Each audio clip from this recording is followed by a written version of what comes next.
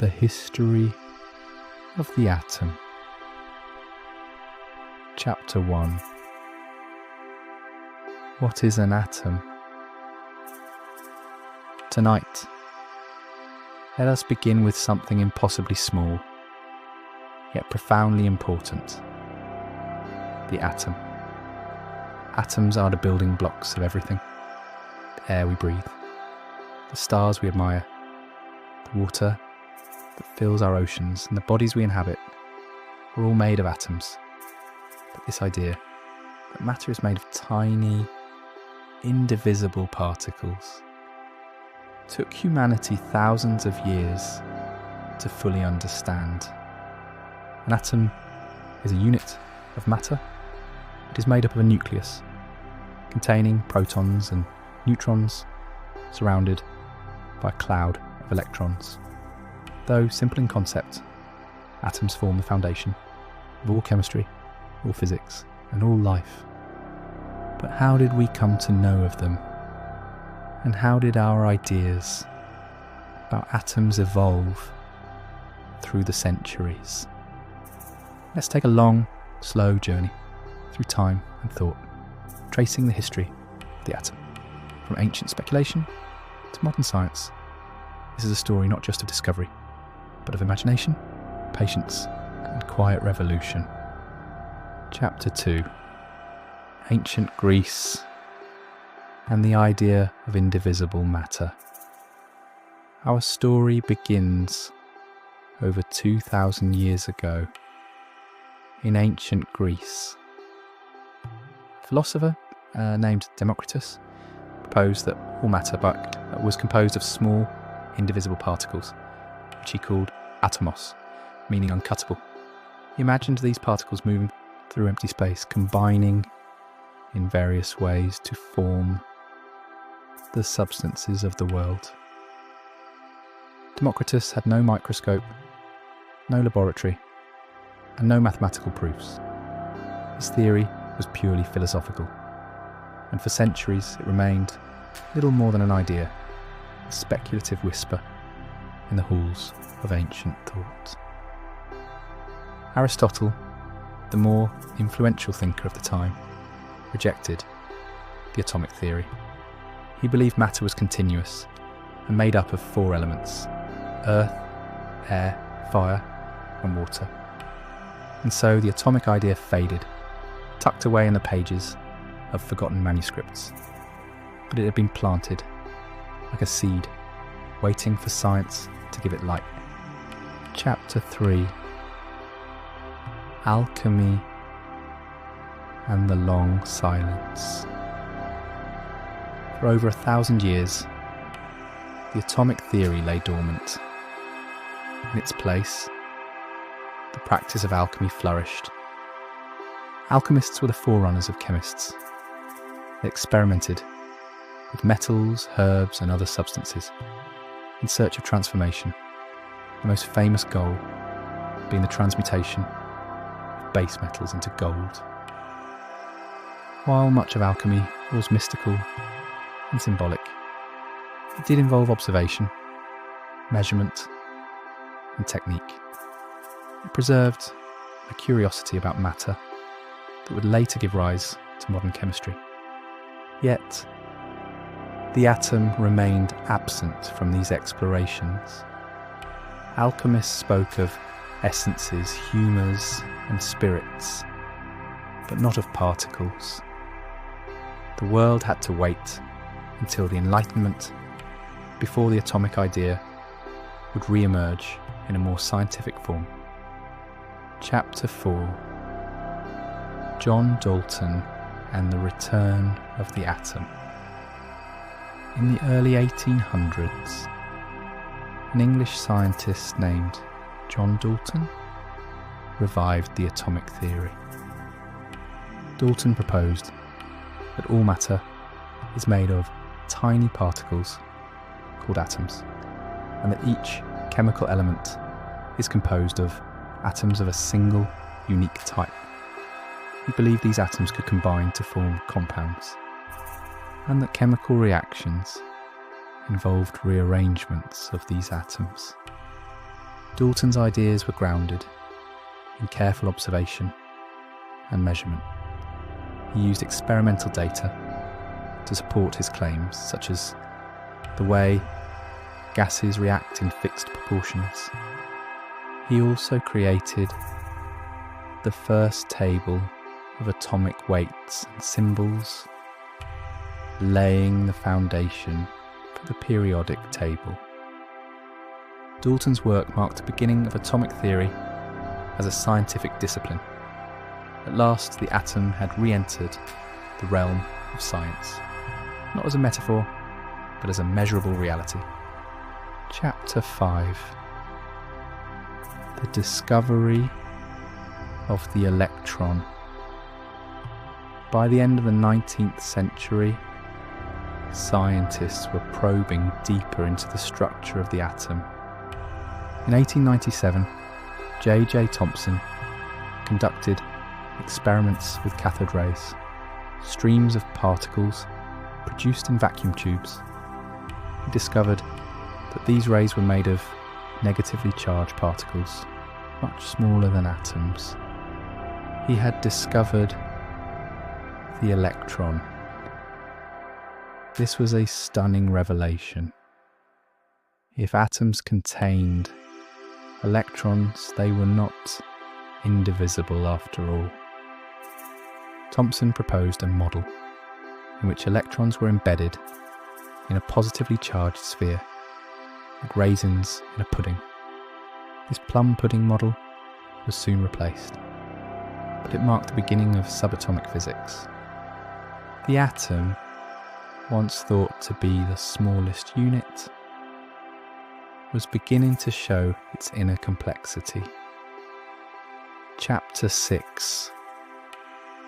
Rutherford and the nucleus. In the early 20th century, Ernest Rutherford performed an experiment that would reshape our understanding of the atom. He directed a beam of alpha particles at a thin sheet of gold foil. Most passed through, but some deflected sharply. This result could only be explained if the atom had a dense, positively charged centre. Rutherford had discovered the nucleus. He proposed that the atom is mostly empty space, with a tiny central nucleus surrounded by orbiting electrons. This model replaced Thomson's and set the stage for future breakthroughs.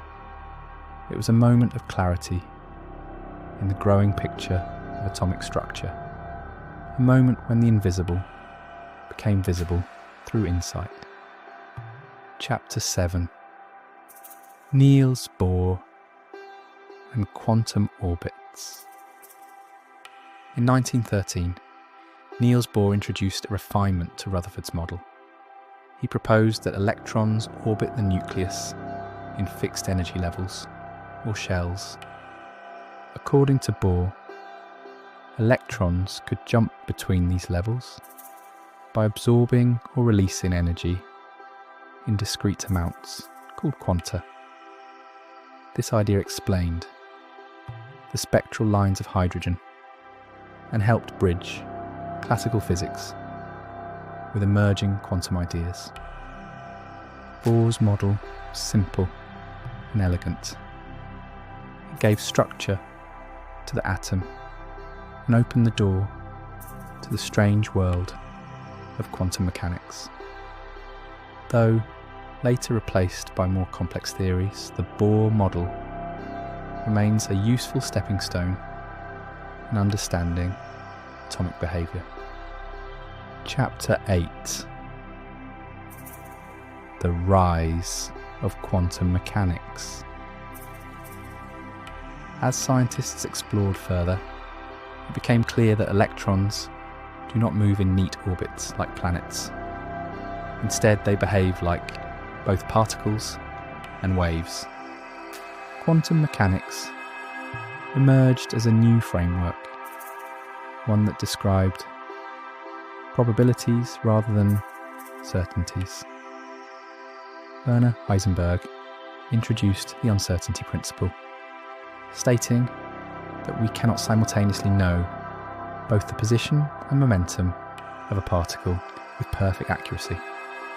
Erwin Schrödinger developed wave equations that describe the likelihood of finding an electron in a given region. The atom was no longer a miniature solar system. It became a cloud of possibilities, a field of potential shaped by energy and probability. Quantum mechanics revealed a universe that was less mechanical and more mysterious. And yet, it worked. Its predictions matched experiments with astonishing precision. Chapter 9: The Standard Model of Particle Physics. By the mid-20th century, the picture of the atom had grown even more intricate. Physicists discovered that protons and neutrons were not fundamental, but made of smaller particles called quarks. Alongside quarks are leptons like the electron, and force-carrying particles like photons and gluons. These particles and the rules that govern them form what we call the Standard Model of Particle Physics. This model explains the fundamental building blocks of the universe and how they interact. Though it is not the final theory, it is one of the most successful scientific frameworks ever created. Atoms are no longer just spheres and shells. They are quantum systems, governed by the dance of invisible particles and fields. Chapter 10: Atoms in the Universe and in Life. Atoms are not only small, they are everywhere. They formed in the hearts of ancient stars forged by nuclear fusion. When those stars exploded as supernovae, they scattered atoms across space. These atoms formed new stars, planets, oceans, and eventually living beings. The carbon in your cells, the calcium in your bones, the iron in your blood, all were born in stars long before Earth existed. Atoms combined to form molecules. Molecules form cells. Cells form life. And so when we speak of atoms, we speak of everything, from galaxies to gardens, from nebulae to neurons. Chapter 11: The Philosophy of the Atom. The atom is more than a scientific object. It is a symbol of our quest to understand the world. From the musings of Democritus to the equations of Schrödinger, the atom has guided our thinking for centuries.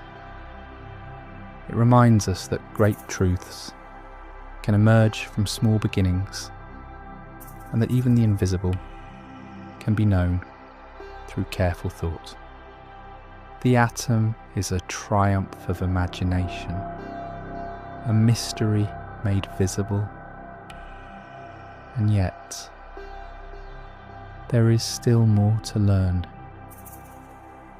Chapter 12: A Quiet Reflection. Now let us rest in what we've learned. The history of the atom is not only a tale of particles, it is a journey through human thought, a journey from wonder to understanding. We began with a question: what is matter made of? And we found answers, step by step, through centuries of quiet discovery. Atoms are not simple. They are dynamic, layered, and filled with mystery. But in knowing them, we come to know ourselves. As you drift into sleep, imagine the quiet dance of electrons, the stillness of the nucleus, and the vast connections between all things. Let your thoughts settle like dust upon a still surface, and know that you are made of stars. Sleep well, and thank you for being here.